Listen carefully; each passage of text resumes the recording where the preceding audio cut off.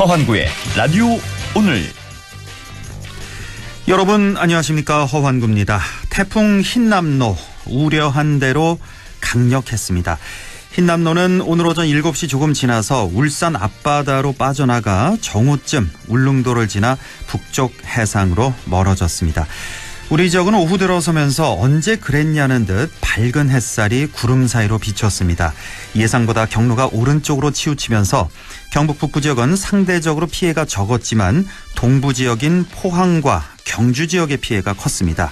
특히 포항에서는 한 아파트 지하 주차장에 차를 빼러 갔던 8명이 실종됐다는 신고가 들어왔습니다.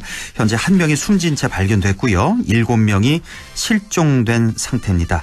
안타까운 소식이 아닐 수 없습니다. 현재까지 태풍 흰남노로 인한 인명피해는 모두 사망 2명, 실종 10명입니다. 9월 6일 화요일 라디오 오늘 광고 듣고 시작합니다.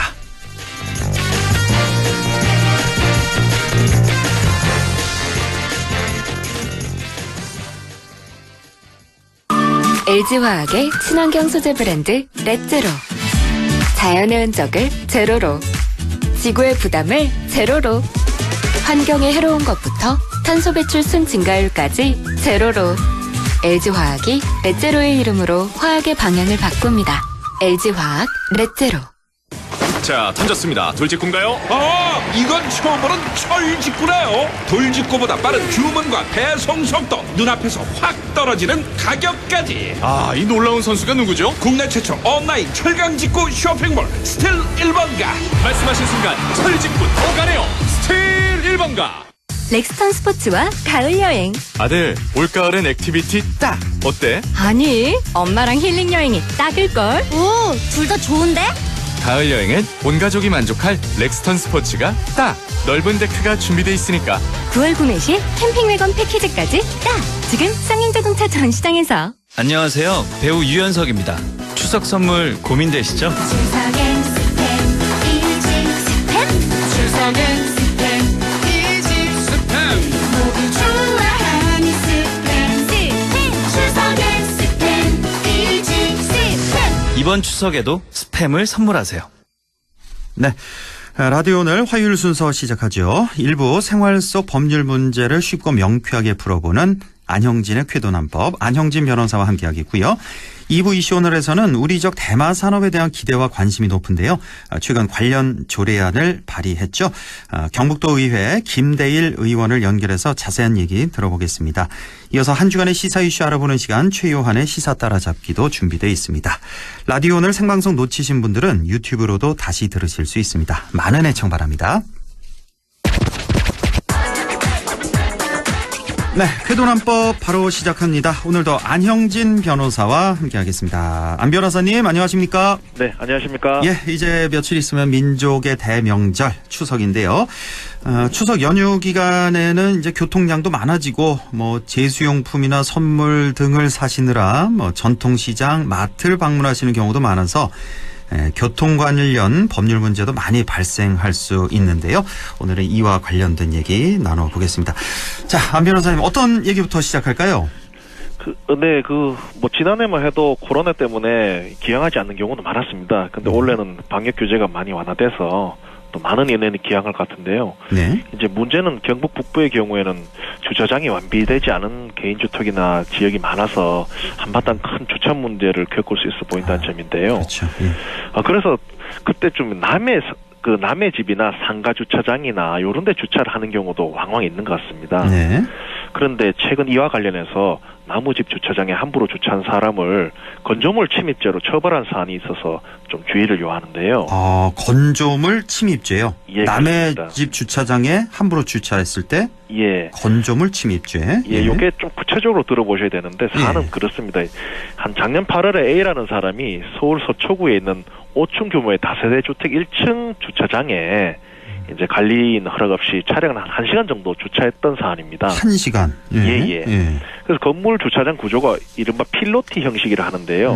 그 1층에 벽 대신에 기둥만 건물을 떠받쳐서 지상층 개방한 구조라고 할 수 있죠. 거기 다 이제 주차장이 있는 그런 거죠. 그렇습니다. 그래서 별도의 주차 차단기는 없었는데 이제 이 나무 차량이 대놓은 걸 발견한 건물주가 빼달라고 문자 보냈는데 이제 A 씨가 응답을 안 한 케이스죠. 예. 그런데 이제 이 주인 입장에서도 원래는 그 정도 안 하는데 하도 괘씸하기도 하고 해서 수사기관에 고소를 했는데요. 오호. 이제 검찰은 지난해 11월에 건조물 침입죄로 A 씨를 벌금 100만 원에 약식 기소했습니다. 예. 그리고 법원은 이제 이를 직권으로 원래는 약식 기소하면 약식 명령이 발부되는데 예. 이제 법원이 심리에 필요가 있다고 할 땐 직권으로 정식 재판으로 해부할 수 있는데 이 사건도 이제 재판부가 정식 재판으로 해부해서 검찰과 피고인 A 씨의 양측 변론을 충분히 들었습니다. 예. 그래서 이제 피고인 A 씨가 이제 보통 생각하듯이 항변을 한 거죠. 해당 건물에 잠시 주차한 건 맞다. 근데 건조물 침입 고의까지는 없었다고 항변을 했죠. 그럼요. 당연히 뭐 예, 건조물 뭐 침입할 의사는 없었겠죠. 예, 뭐 네. 내가 나무 집에 들어간 것도 아니고 개방된 주차장에 예. 또 뭐 차단기도 없어서 잠시 대놨는데 어떻게 건조물 침입이냐 뭐 이런 취지가 됐었겠죠 아마. 예.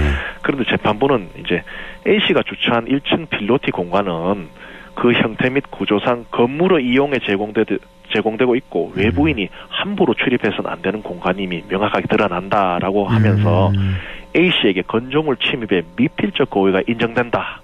고 해서 건조물 침입죄를 유죄로 인정하고 벌금 50만 원을 선고했습니다. 아까 그 검찰에서는 100만 원 기소했는데 재판부에서는 50만 원 선고했네요. 예. 물론 그런 이제 재판의 사정을 좀 고려한 걸로 보이는데요. 이게 중앙지방법원 형사 11 단독 사건으로 올해 6월 22일 선고됐습니다. 그 피고인 A는 뭐 물론 이에 불복해서 항소를 했는데요. 네. 참 이게 굉장히 중요한 사안입니다. 그러니까 얼마 전이네요. 뭐 두어 달 전. 예. 그러니까 1심 판결이 났고 일단은 유죄 판결이 났다는 거 아니에요. 예. 피고인은 항소한 상태. 1시간 잠깐 주차를 했는데 그 아까 빌라라고 하셨죠. 빌라 그 필로티 그 주차장에. 예, 그렇습니다. 와, 결과가 이런가요? 벌금 50만 원이 나왔네요. 예, 이게 언론에서 대서특필되고 했는데 이게 사실 이런 경우가 많아서 건물주도 그렇고 서로 막 많이 이래 좀 힘들어하는 상황이 있습니다. 이런 경우가 참 많아요. 우리 지역에도 아마 많을걸요. 왜 잠시 이렇게 주차할 데가 없어서 빙빙 돌다가 왜 원룸 건물 이런 게 많잖아요. 골목에. 맞습니다. 여기 잠시 주차하는 경우가 종종 있을 것 같은데요.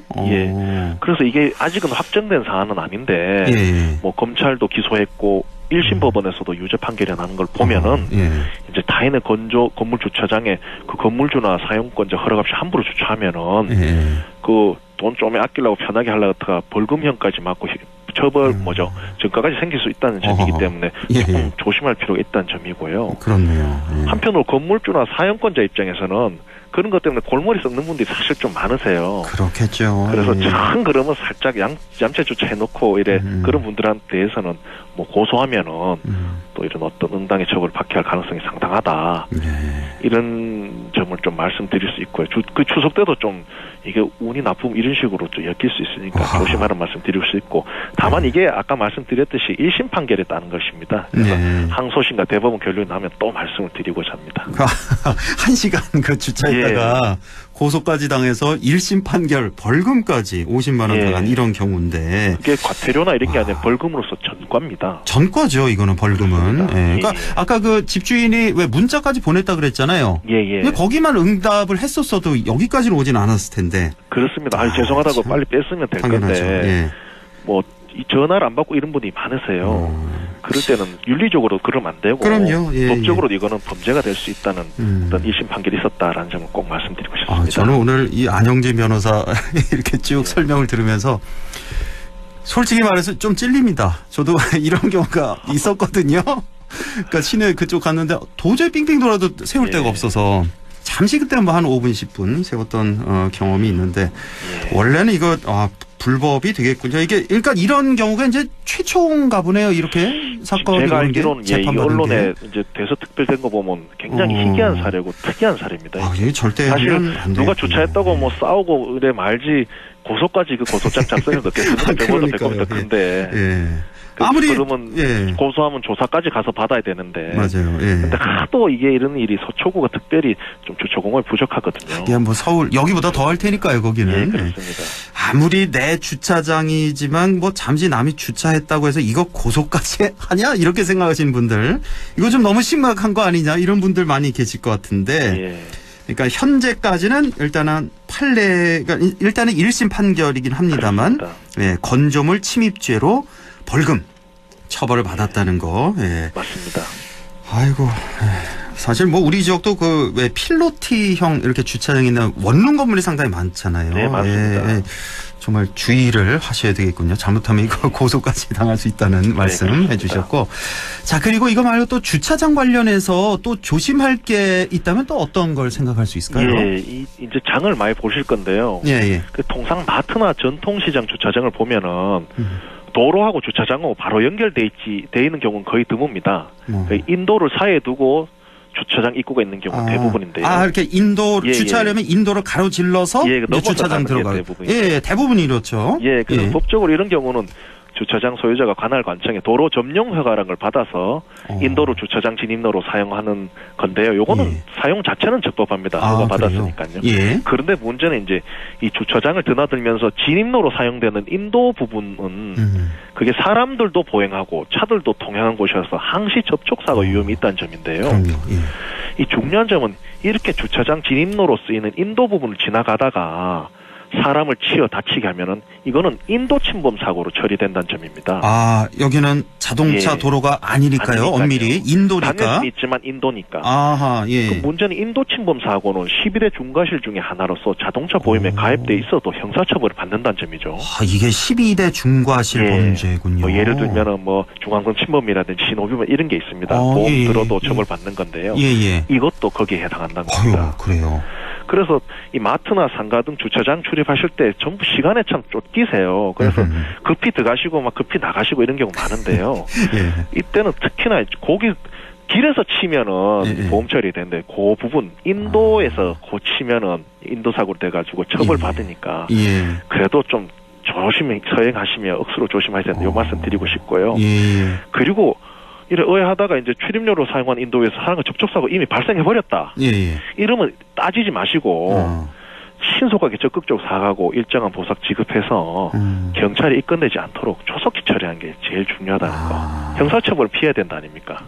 그럼요. 그 말씀을 꼭 드리고 싶습니다. 그러니까 인도를 가로질러서 이렇게 주차장에 진출입할 경우 이게 뭐 꼭 이거 뭐 마트나 이런 데 말고도 주택 들어갈 때도 이런 경우 상당히 많잖아요. 예, 많습니다. 다 해당이 되겠네요. 그러니까 그렇게 그런 주차장에 인도 가로질러서 진출입할 경우에 각별히 조심해야 된다는 거. 이거는 그렇습니다. 인도 침범 사고로 처리된다는 12대 중과실에 해당한다는 말씀. 네, 그렇습니다. 그러니까 이런 경우에 이제 사람하고 이제 접촉 사고 냈을 때는 뭐 거의 100% 운전자 과실이다 이렇게 봐야 되겠네요. 그렇게 이런 봐야겠죠. 건? 그렇죠. 예. 또 하나 좀 추가해 말씀드리자면 이렇게 이제 길 옆에 주차장이 있는 경우 있습니다. 그 노상에. 그런데 이게 주차하시다가 이렇게 이제 이렇게 좀 차 이 뒤쪽 범퍼나 앞쪽 범퍼가 인도 쪽으로 들어가는 경우가 있어요. 있죠. 예, 많죠. 왜냐하면 이렇게 그 턱이 있으니까요. 그러다가 또 사람을 치는 경우도 있는데 이것도 인도 침범 사고로 되고. 이것도요. 조금 들어갔어도. 어쨌든 인도 위에서 사고가 났으니까요. 정말 주의하셔야 되겠네요. 그게 참 그런 경우가 가끔 발생하는데 어쨌든 그 인도 부분이나 주차장 출입에서는 설에 추석에 급하시 막 하시는데 조심하셔야 된다 이 말씀 드리고. 근데 이거는 맞는 것 같아요. 정말 이 인도 여기 이제 보행자를 중요시해야 되는 거니까. 맞습니다. 알겠습니다. 정말 주의하셔야 되는. 자, 그리고 지난 7월 22일부터죠. 얼마 안 됐습니다. 그때 시행된 보행자 우선 도로에 대해서도 좀 설명해 주실 내용이 있을 것 같습니다. 이것도 좀 운전자가 상당히 좀 조심해야 될 그런 것 같은데요. 요거 빨리 좀 말씀드리겠습니다. 일단 통계 잠깐 보면요. 경찰청에 따르면 2019년에 교통사고 사망자가 한 3,349명 되는데요. 보행자 사망이 한 1,302명으로 한 38.9% 차지하는 유형에서는 제일 많았습니다. 그래서 이 인구 10만 명당 보행자 사망이 3.3명으로 OECD 평균 1.0명의 3배가 넘는데요. 그만큼 이제 그리고 이제 요런 사고가 보차 혼용도로라 그러죠. 보행자하고 차량 같이 다니는 그런 도로, 이면도로가 그런데 거기서 많이 발생합니다. 그래서 이제 안동도 그렇고 우리 경북 북부 지역도 이면도로 보면요. 차도하고 보도가 분리되지 않는 곳이 굉장히 많습니다. 그렇죠. 보차 혼용도로인데요. 그래서 이제 새로이 이제 7월 22일부터 시행된 보행자 우선 도로란 건 뭐냐면은 이렇게 이제 차도와 보도가 분리되어 있지 않은 도로에서 보행자의 안전과 평의를 위해서 차량보다 보행자 통행이 우선하도록 지자체단체가 지정한 도로를 말하는데요. 예. 그러니까 골목길과 같이 좁고 구분이 없는 도로에서 보행자는 차량을 피하지 않고 도로의 전 부분을 이제 보행할 수 있다는 겁니다. 우리가 보통 이런 이면도로에서는 차가 온다 그러면 보행자들은 옆으로 비키잖아요. 예. 이게 아니라는 얘기죠. 그냥 가운데로 계속 가도 된다는 말이죠. 보행자는. 그렇죠. 보행자는 좀 구분 없이 다닐 수 있다는 거고요. 중간에 가다가 좀 사고가 나도 일반 도로보다는 과실비율이 굉장히 적게 되거나 없다 이런 측면이 있겠죠. 이때 당시에 우리가 인터뷰를 했었는데 경찰 측하고 이럴 때 이제 보행자가 아무리 그 도로 중앙을 계속 천천히 걸어가도 만약에 차가 빵빵 되잖아요. 비키라고. 그것도 범칙금이죠. 예, 맞습니다. 그 기억이 나네요. 예, 뭐 지속해서 경적을 울리는 경우 이런 건데. 그렇죠. 예. 사실 좀 이게 그렇게 하면 어떻게 하는 말이냐 항변이 나올 만도 한데요. 하여튼 법은 그렇습니다. 그래서 보행자 지나갈 경우에는 서행 및 일시정지 주의무가 있고 안전거리 유지해야 되고 또 경적을 연이어 울리면 안 되는데요.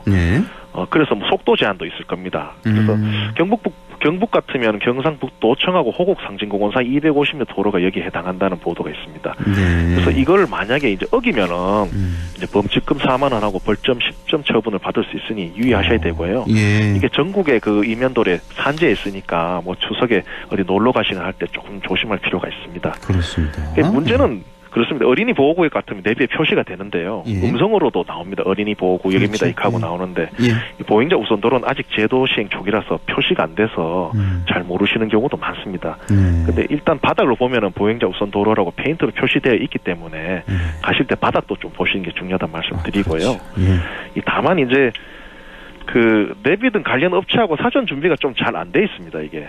그리고 충분한 홍보도 안 돼 있어서 저도 이게 최근에 알았는데요. 경찰도 우왕좌왕하고 있는 측면이 있고요. 그래서 이제 불필요한 혼란 준점에 대해서는 관계 당국이 좀 반성적으로 고찰할 필요가 있지 않나라는 생각을 합니다. 그래서 뭐 추석을 앞두고 어떻든 그 우리 경북 북부 사투리 어해든동이라 하는데요. 안전운전 하시고 기쁨 충만한 추석 연휴 보내시기를 바랍니다. 우리 안영진 변호사도 어여든동 추석 잘 보내시고.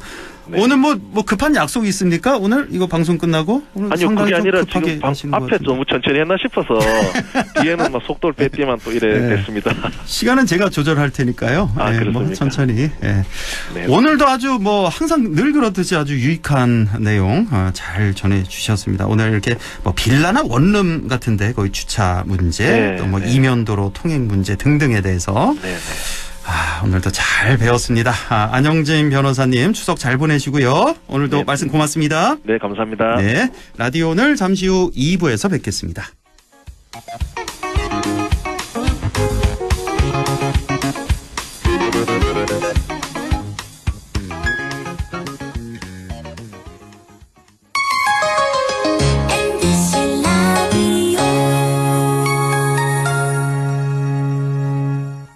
가구 살 땐 꼭 한번 가보자.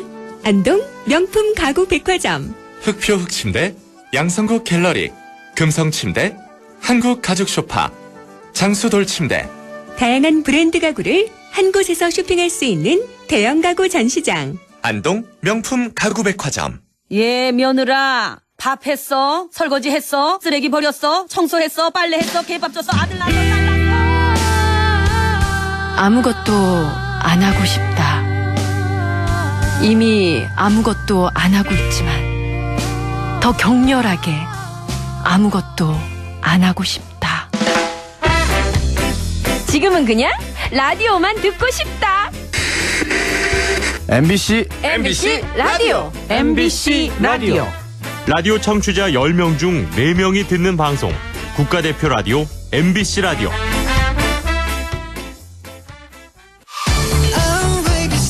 당신은 무슨 세대인가요? 트로트를 좋아하는 10대 김유나 양은 X세대? 랩을 좋아하는 60대 조영구 할아버지는 MZ세대? 회식도 업무만큼 중요하다는 20대 정수진 양은 Y세대? 욜로를 주장하는 50대 유튜버 정수길님은 Z세대? 그럼 정감 있는 손편지가 좋다는 30대 최연아 씨는? 웹툰을 즐겨보는 40대 이용진 씨는? 세대의 알파벳에 편견을 갖지 마세요. 개인의 차이는 있어도 세대 차이는 없으니까요. 우리는 같은 시대를 살아가는 세대입니다. 공익광고협의회. 마음을 열어 안아줘 다가가 나 속삭이도록 언제나 내 생각으로 행복해야 해요.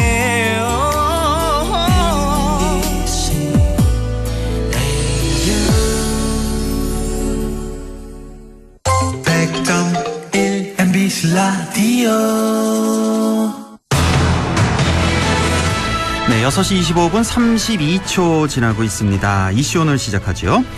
우리 지역 안동은 경북 산업용 햄프 규제 자유특구로 지정돼 있습니다. 따라서 어느 지역보다 대마 산업에 대한 관심과 기대가 높은데요. 최근 도의회에서 대마 산업에 힘을 실어줄 관련 조례안을 발의했죠.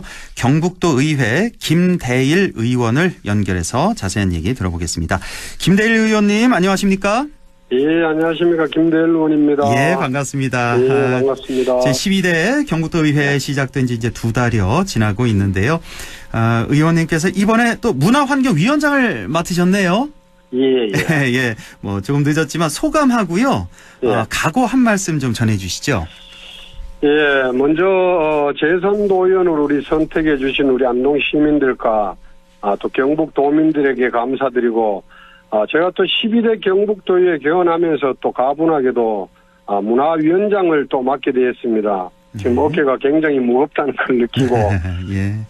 지금 코로나19라든지 고물가로 모두 어려운 시기를 보내고 있지만은 아마 가장 큰 타격을 입은 게 문화관광 분야일 것 같습니다. 그럼요. 그래서 앞으로 우리 문화예술단체라든지 또 예술인들에 대한 어떤 지원을 강화하고 문화관광 부분 활성화를 위해서 다양한 정책들을 마련해 보도록 하겠습니다. 예. 또 한편으로 심각한 기후위기에 우리 탄소 중립 사회로 이행을 위해서 경북도가 더 많은 역할을 할 수 있도록 막중한 책임을 가지고 열심히 최선을 다하도록 하겠습니다. 네, 예술, 관광, 기후위기에 중점을 두시겠다라는 각오의 말씀 들어봤고 지금 문화환경위원회 맡고 계신데 최근 안동댐 물을 대구시로 공급하는 문제로 말 많잖아요. 예. 네, 최근에도 뭐 보도가 많이 됐었는데 대구시 입장하고 경상북도 입장 또 안동시 환경단체 입장이 모두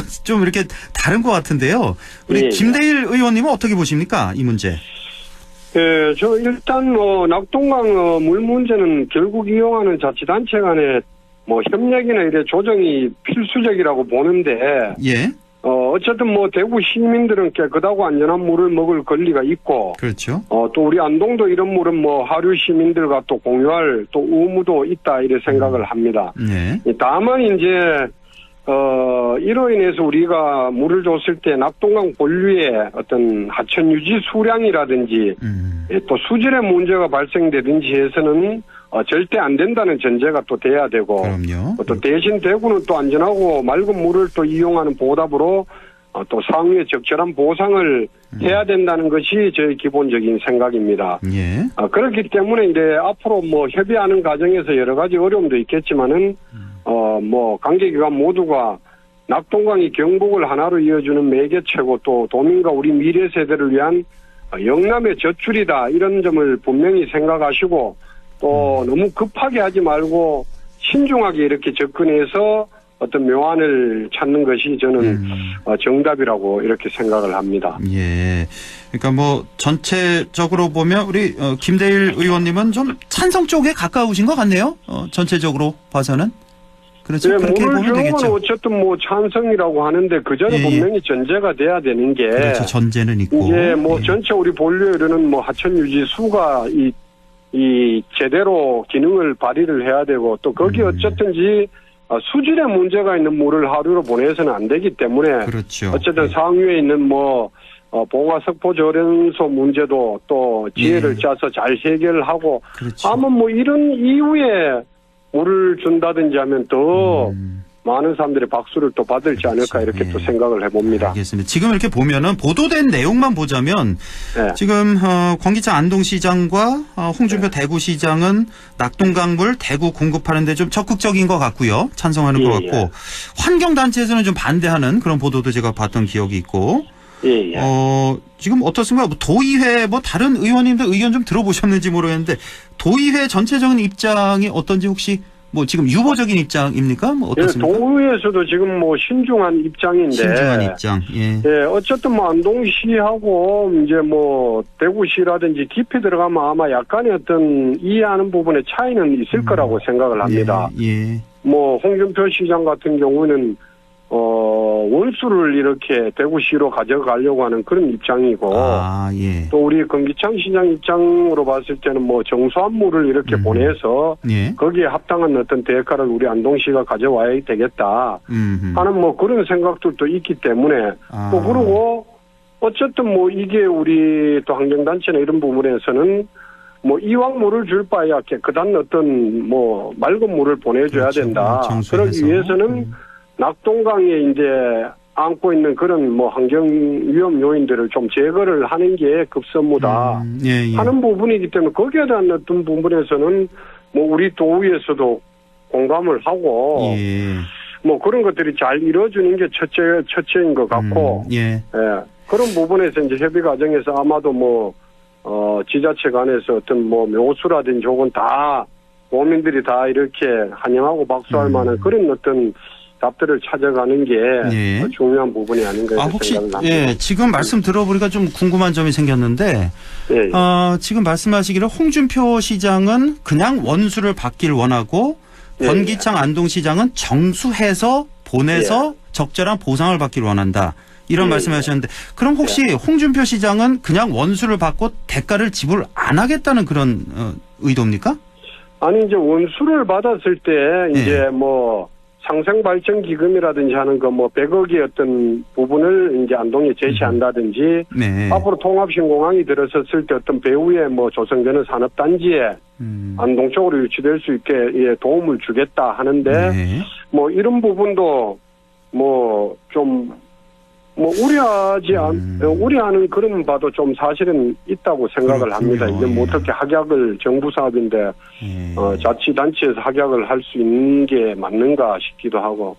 그러니까 지금 뭐 좀 세밀하게 협상 과정에서 들어가자 보면은 뭐 그 돈 문제도 상당히 중요한 거잖아요. 그 보상 문제도. 그래서 홍준표 시장이 또 이렇게 고도의 또 정치 전략가고 또 만만한 분이 아니라서 그 협상도 좀 우리가 좀 잘해야 되겠네요. 안동시 입장에서는. 뭐 어쨌든 잘하고 윈윈할 수 있는 그런 방안을 뭐 찾는 그렇겠네요. 요소가 좀 필요하겠죠. 예, 자 이제 이쯤 하고 이제 오늘 본론에 좀 들어가 보겠습니다.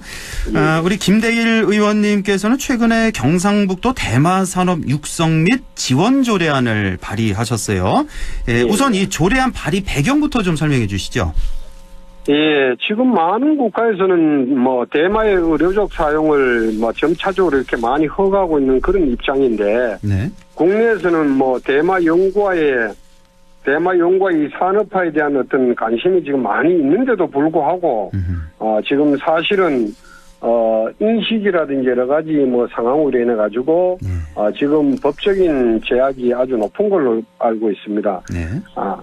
그렇지만 이제 제가 조례를 발의한 거는 이제 뭐 여러 가지 어떤 산업화라든지 어떤 기대가 고조되는 상황에서 또 우리는 안동은 또 전통적인 대마 재배지고 또 중기부에서 규제 자유 특구 사업인 경북 산업용 햄프 규제 자유 특구로 지정을 돼서 지금 또 사업을 한창 뭐 추진 중에 있고 해서 앞으로 이제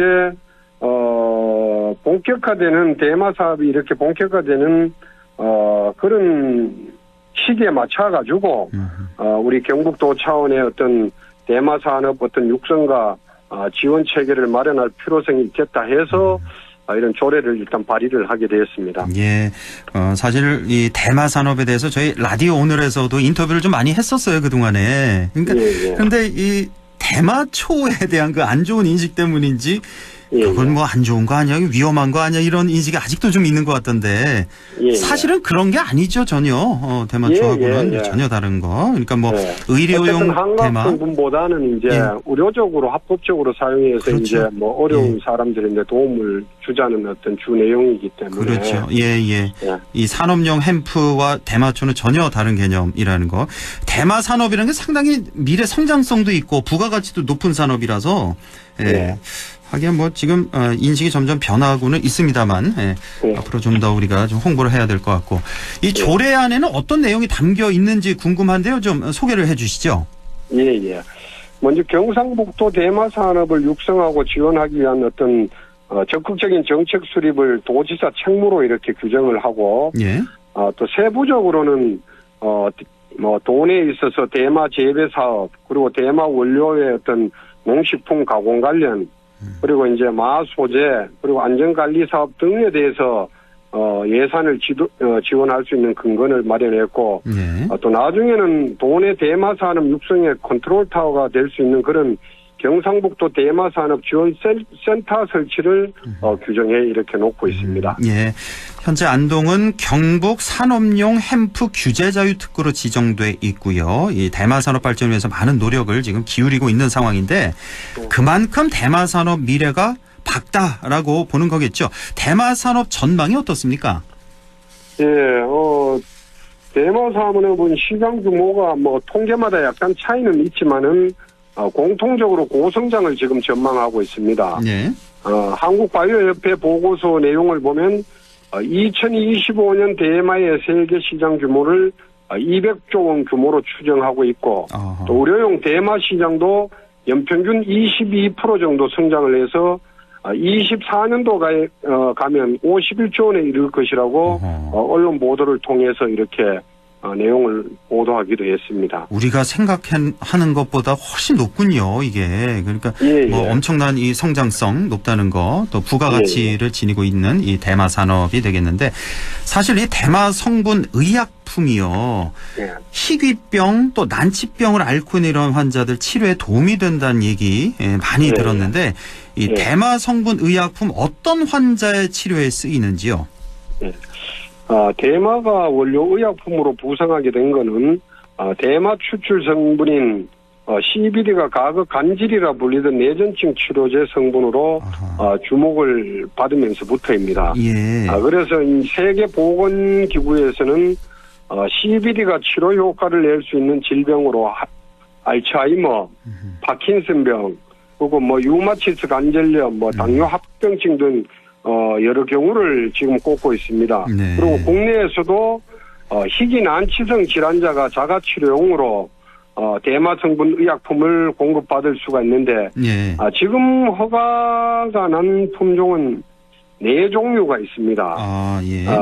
뇌전증 뭐 치료제로 예를 들어서 에피디올렉스라고 하는 뇌전증 치료제가 있고 또 에이즈 항암 관련해 가지고 마리놀, 뭐 사타백스, 뭐 세사벳 이렇게 해서 지금 4종이 허가나 있는 걸로 알고 있습니다. 그렇군요. 뭐 그러니까 우리가 알고 있는 그 희귀병, 뭐 알츠하이머, 뇌전증, 파킨슨병 등등에서 이런 희귀병에 쓰이고 있고.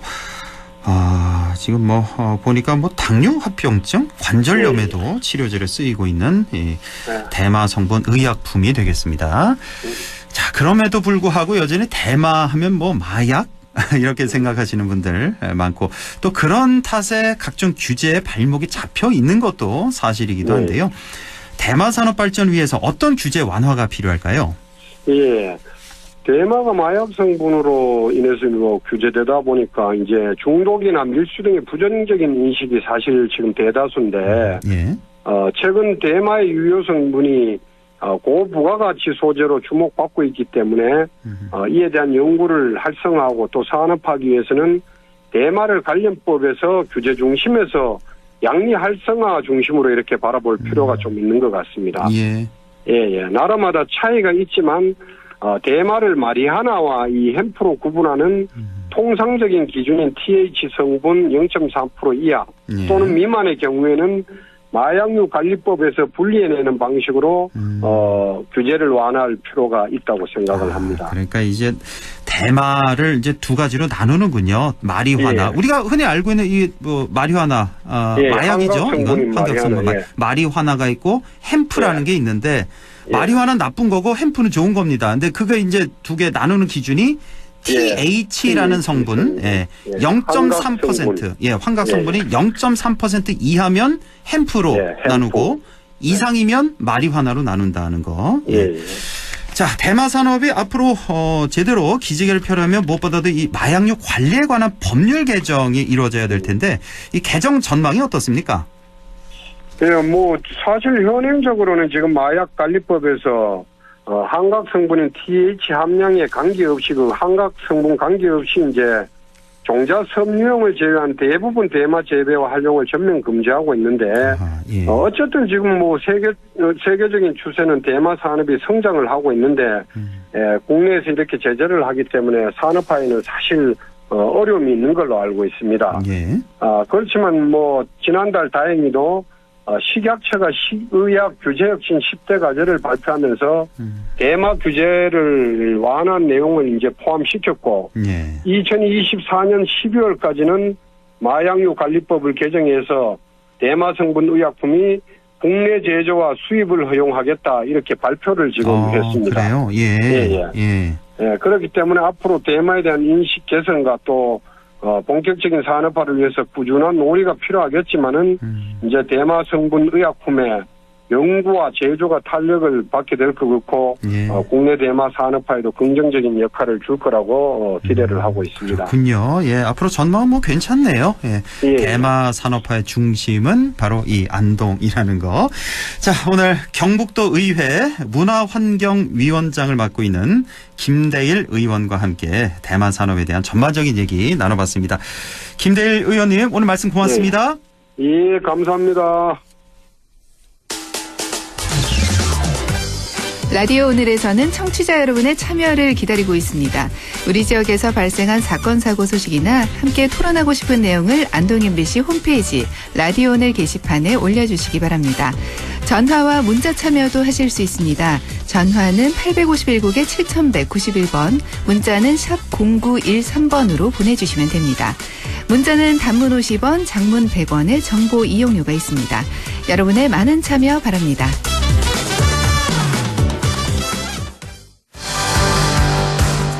네, 최유한의 시사 따라잡기 시작하죠. 소련과 동구 사회주의 해체로 이어진 그 개혁을 추진했던 바로 고르바초프 전 소련 공산당 서기장이 지난달 30일에 향년 91세로 별세했습니다. 자, 고르바초프 전 소련 공산당 서기장, 역사적인 인물이죠. 저는 이런 시간이 참 좋습니다. 오늘도 우리 상식에 도움이 되는 현대 세계사 공부를 좀 해보겠습니다. 최요한 시사평론가 연결돼 있습니다. 안녕하십니까? 예, 반갑습니다. 최요한입니다. 예, 우리 이 고르바초프 이름은 다 들어서 알고 계실 텐데 우선 이 미하일 고르바초프 어떤 인물인지 좀 설명해 주신다면요. 예, 1931년 남러시아의 카프카스 인근의 스타브로폴 프리볼로예에서 집단 농장 농부였던 아버지 어머니 사이에서 2남 중 첫째로 출생했습니다. 네. 고르바초프는요, 그래서 소련 역사상 최초로 러시아 혁명 이후에 태어난 서기장, 즉 태어날 때부터 소련인이었습니다. 당시 이 집단 농장의 농부는 출신 성분이 우수한 걸로 인정받았거든요. 아, 그래요? 더군다나 일도 잘하고 공부도 잘했기 때문에 고르바초프는 최고 명문 모스크바 국립대학교 법학부에 진학합니다. 1955년에 법학학위 받고요. 재학 시절에 소련 공산당에 가입했고 이후에 고향인 스타브로폴에서 관리의 길을 걷기 시작했는데 이게 능력이 출중하니까 금방 이제 초고속으로 중앙으로 진출하게 됐어요.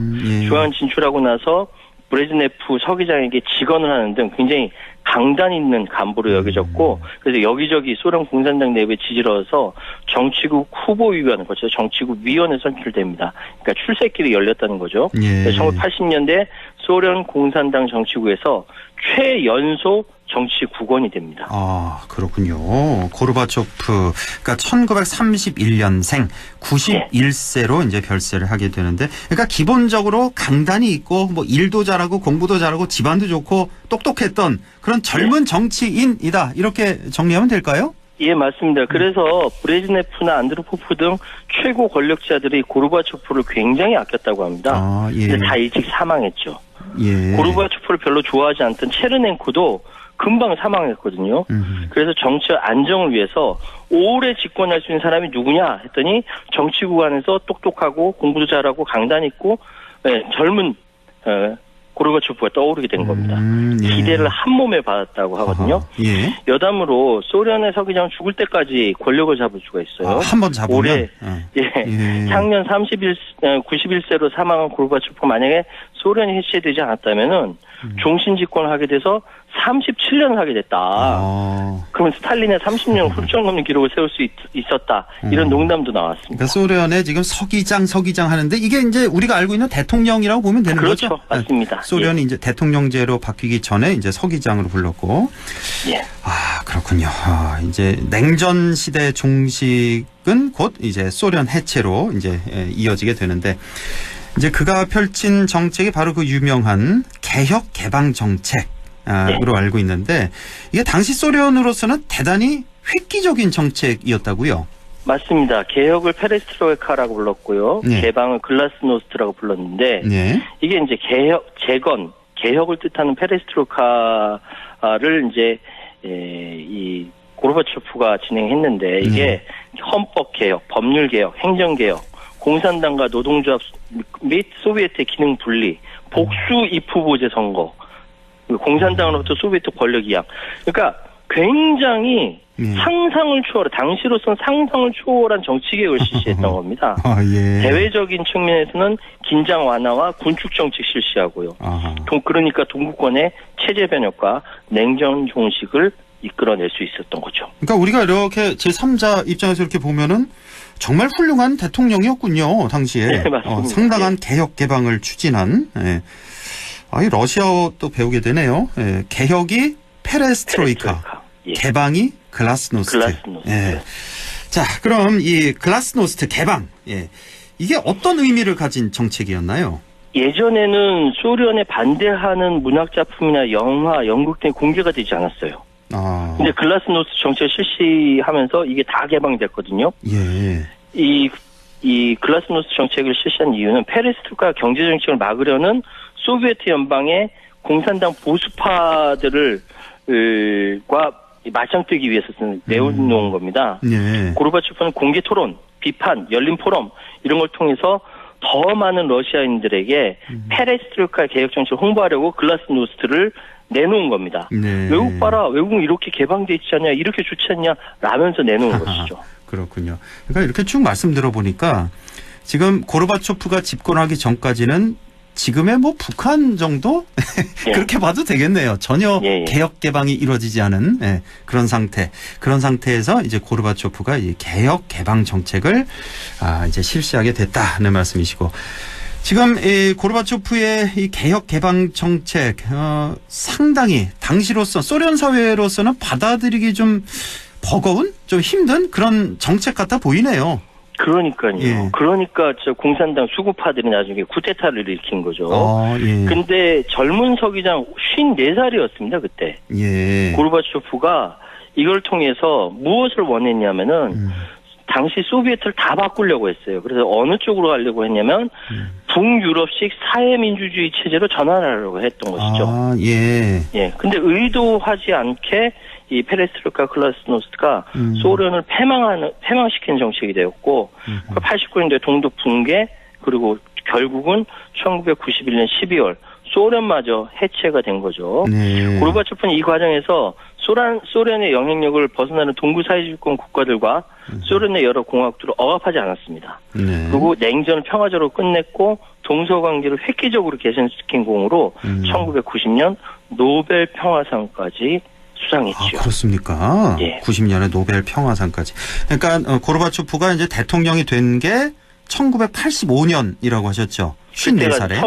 서기장으로 취임한 거고요. 대통령이나 마찬가지니까 당시엔 서기장. 집권을 하게 되고 54살에 85년에 집권해서 이제 91년에 소련이 해체되는 그 중심에 고르바초프가 있었다. 결국은 이제 노벨 평화상까지 수상하는. 하지만 당시 소련 사회는 좀 받아들이긴 좀 힘들었던. 이게 너무 한꺼번에 너무나 큰 변화가 있어서 좀 받아들이기 힘들었나 보네요. 소련 사회가. 그래서 사실은 고르바초프에 대해서 더 긍정적인 평가는 서구에 더 많았고요. 그렇겠네요. 그러니까 소비에트 이쪽에서는 부정적인 평가가 더 많았어요. 그렇겠어요. 결국은 이제 대탕트를 통해서 본의 아니게 이렇게 소련이 해체됐는데 이게 노멘클라투라로 불리는 기득권층의 반발 그리고 보리스 옐친의 신진 세력의 대두를 적절하게 통제하지 못하다 보니까 결국 소련의 붕괴의 길을 이끌었다 이런 평가를 소련 내에서 받고 있고 지금 러시아죠. 정작 러시아에서는 초강대국 소련을 멸망시킨 매국노 부정적인 평가를 받는다고 합니다. 그래요? 러시아에서는 매국노로 평가를 받고 있군요. 그 정도로 평가를 받아요. 하지만 이 당시에 이제 이때는 이제 냉전 시대였잖아요. 이때는 미국과는 상당히 사이가 괜찮았겠네요. 그러니까 당시 그 로널드 레이건 대통령이 미국에 굉장히 강경파였어요. 아 원래는 강경파였는데. 굉장히 강경파고 소련에 대해서 굉장히 적대적이었는데 고르바초프가 저렇게 유연하게 나오니까 로널드 레이건도 역시 유연하게 나갈 수밖에 없는 것이죠. 그렇겠죠. 그렇군요. 자, 그런데 이 고르바초프의 개혁 개방 정책이 왜 실패로 끝났는가? 이것도 좀 분석해 주시죠. 이게 이제 고르바초프의 리더십이 확고하지 못했다. 이것이 가장 큰 문제로 지적이 되고 있거든요. 그러니까 85년도 54살의 고르바초프가 공산당 서기장으로 딱 권력을 쥐었을 때 그때 19명 정원의 제27기 당 정치국의 거의 막내였습니다. 아, 막내. 그때 집단 지도 체제의 도구였던 당 정치국에는 여러모로 고르바초프보다 더 경험도 많고 나이도 많고 이런 17명의 장로가 있었다는 거예요. 고르바초프의 지도력이 씨알도 먹히지 않았다는 거죠. 내부적인 개혁의 실패가 가장 큰 문제였는데 사실 수십 년 동안 이 계획 경제라든지 과도한 국방비 지출 그로 인해서 경기 침체 이거를 이제 개혁하려고 했거든요. 근데 이게 이제 수십 년 동안 공산당 지시대로 상품 가격 결정하던데 거기서 갑자기 수요 공급에 따라서 시장 자유 가격으로 대체하자. 혼란스러운 거죠. 그렇겠네요. 쉽지가 않은 겁니다.